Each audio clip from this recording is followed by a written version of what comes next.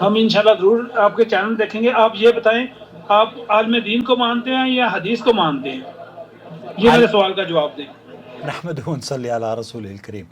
دوستو، بھائیوں اور بہنوں، میں اس سائل کی نیت پر حملہ نہیں کرنا چاہتا، لیکن انہوں نے جو سوال کیا ہے اس کا جواب ضرور دوں گا. آپ کو تفصیل سے اس ویڈیو کو اخیر تک دیکھنا ہوگا. اور اس سوال کا جواب دینے سے پہلے میں چند ایسے چینلز ہیں جو کہ میرے ذکر کو مذاق اڑانے کی یا تنزیہ جملوں سے میرا تذکرہ کرتے ہیں. جیسے بھائی، میں نہیں کہہ رہا کہ آپ کا تنزیہ جملہ ہے. دیکھیے، کسی بھی چیز کو اگر آپ حرام اور حلال کہنا چاہتے ہیں تو آپ کو حق حاصل ہے، لیکن دلائل کی بنیاد پر آپ حلال اور حرام کا تعین کیا کریں. کیوں؟ کیونکہ اگر آپ صرف بدگمانی پھیلائیں گے اور محمد عاقل کے خلاف آپ غیر سنجیدہ گفتگو کریں گے تو آپ کے ویورز بھی آپ ان کی نظروں میں آپ کی قدر و منزلت جاتی رہے گی. بہرحال اللہ تعالیٰ آپ کے اقبال کو مزید بلند فرمائے، اور آپ اللہ کا بے حد شکر ہے کہ جس نے ہمیں دین کی محبت عطا فرمائی اور آپ جیسے خیر کے متلاشی لوگوں کو سوال کی توفیق بخشی. اللہ کرے کہ اتر جائے تیرے دل میں میری بات، اور یہ سوال نہ صرف آپ کے لیے بلکہ ہزاروں سننے والوں کے لیے ہدایت کا ذریعہ بنے. آمین یا رب العالمین. ہم عالم دین کو مانتے ہیں یا حدیث کو مانتے ہیں؟ یہ بہت آسان سا لیکن چبھتا ہوا ضرور ہے. جی ہاں، اور اس لیے قرآن اور احادیث میں ہمیں دیکھنا ہوگا کہ قرآن اور احادیث اور سلف صالحین کے اقوال کی روشنی میں اس کا صاف اور دو ٹوک جواب ہم آپ کو کیسے سمجھا سکتے ہیں. سب سے پہلے بات کریں گے قرآن کریم کی. کیوں؟ وہ پہلا اصول ہے. اللہ تعالیٰ قرآن کریم میں فرماتا ہے وَمَا آتَاكُمُ الرَّسُولُ فَخُذُوهُ وَمَا نَهَاكُمْ عَنْهُ فَانْتَهُوا. رسول تمہیں جو کچھ دیں وہ لے لو، اور جس سے روکیں اس سے رک جاؤ. اور علماء کی شان یہاں آپ کو میں بتاؤں کہ جب اللہ رب العالمین نے یہ اصول قائم کر دیا، ہم سب سے پہلے اللہ اور اس کے رسول صلی اللہ علیہ وسلم کی بات کو ماننے والے ہیں، پھر کسی اور کی. اور علماء کی شان اور ان کی حدود، ان کا دین سمجھانے کا طریقہ کار، علماء اکرام کی ہمارے علماء اور اہل حدیث ہر شخص بڑی عزت اور احترام کرتا ہے، اور ان کی شان اس لیے بلند ہے کیونکہ اللہ کے رسول صلی اللہ علیہ وسلم نے ان کے بارے میں فرمایا ہے ان العلماء ورثۃ الانبیاء.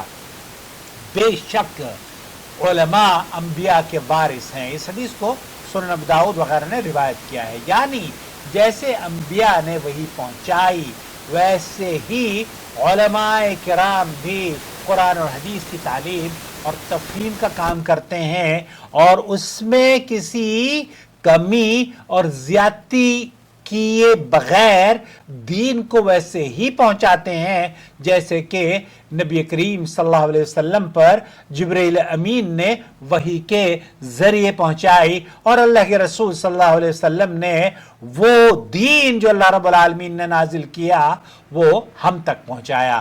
یاد رکھیں، علماء کی بات بھی اسی وقت مانی جاتی ہے جب وہ قرآن اور حدیث کے مطابق ہو. کیوں؟ کیونکہ ائمہ اکرام، امام شافعی لے لیجئے، وہ یہ کہتے ہیں اذا صح الحدیث فهو مذہبی، جب صحیح حدیث ہو جائے تو وہی میرا مذہب ہے. امام مالک کیا کہتے ہیں؟ وہ کہتے ہیں کل یؤخذ من قولی ویترک الا صاحب هذا القبر، یعنی ہر شخص کی بات لی جا سکتی ہے اور چھوڑی جا سکتی ہے سوائے اس قبر والے کے، یعنی نبی کریم صلی اللہ علیہ وسلم کی قبر مبارک کی طرف اشارہ فرمایا کرتے تھے. اسی طریقے سے صحابہ کا اگر عمل آپ دیکھیں کہ کیسے انہوں نے علماء کی قدر اور منزلت کرنا ہمیں سکھائی ہے۔ زید ابن ثابت ایک دن سوار ہو رہے تھے تو ابن عباس نے ان کی سواری کی رکاب تھام لی۔ زید نے فرمایا اے اللہ کے رسول صلی اللہ علیہ وسلم کے چچا زاد بھائی آپ ہٹ جائیے۔ تو ابن عباس نے کہا ہمیں یہی حکم دیا گیا ہے کہ ہم اپنے علماء اور بڑوں کے ساتھ ایسا برتاؤ کریں۔ پھر زید نے کیا جواب دیا وہی جواب ہمارا بھی ہے۔ وہ یہ کہتے ہیں کہ مجھے اپنا ہاتھ دکھاؤ۔ جب ابن عباس نے ہاتھ نکالا تو زید نے ان کا ہاتھ چوم لیا اور کہا ہمیں ہاکذا امرنا، یہی ہمیں حکم دیا گیا ہے کہ ہم نے اپنے نبی کے اہل بیت کے ساتھ ایسا سلوک کریں۔ اب علماء کے ساتھ صحابہ کیا کیا کرتے تھے، امام مالک کے ساتھ ان کے شاگرد کیا کیا کرتے تھے، یہ ہمارا اصول اور منہج ہے۔ لیکن یہاں جو بات آپ کے دماغ میں آنی چاہیے وہ یہ کہ کوئی بھی عالم، کسی بھی عالم پر وحی نازل نہیں ہوتی۔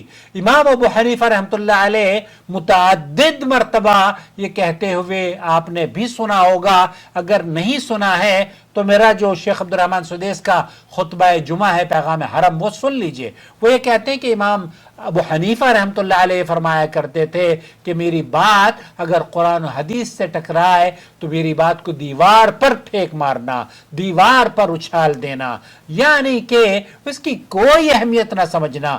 یہی موقف ہمارا بھی ہے جو امام ابو حنیفہ کا تھا کہ علماء کی عزت اور قدر، ان سے دین سیکھتے ہیں، ان کا احترام کرتے ہیں، ان کی زندگی میں اور ان کی وفات کے بعد ان کے لیے اللہ سے ان کے جنت اور بلند مرتبے کا سوال کرتے ہیں۔ جو زندہ ہیں اللہ ان کے اقبال کو مزید بلند فرمائے، ان سے دین سیکھنے کی ہمیں توفیق بخشے، اور جو اس دنیا سے چلے گئے ہیں اللہ تعالیٰ ان کی قبروں کو جنت کا باغ بنائے۔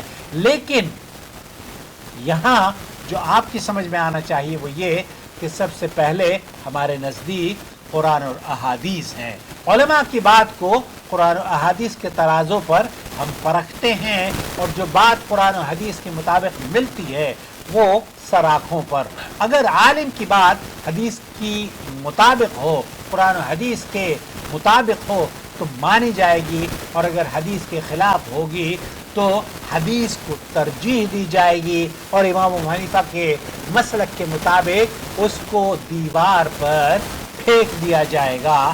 کیوں؟ کیونکہ اسی طرح ہم نے تو ایسے ہی اپنے اساتذہ سے سیکھا ہے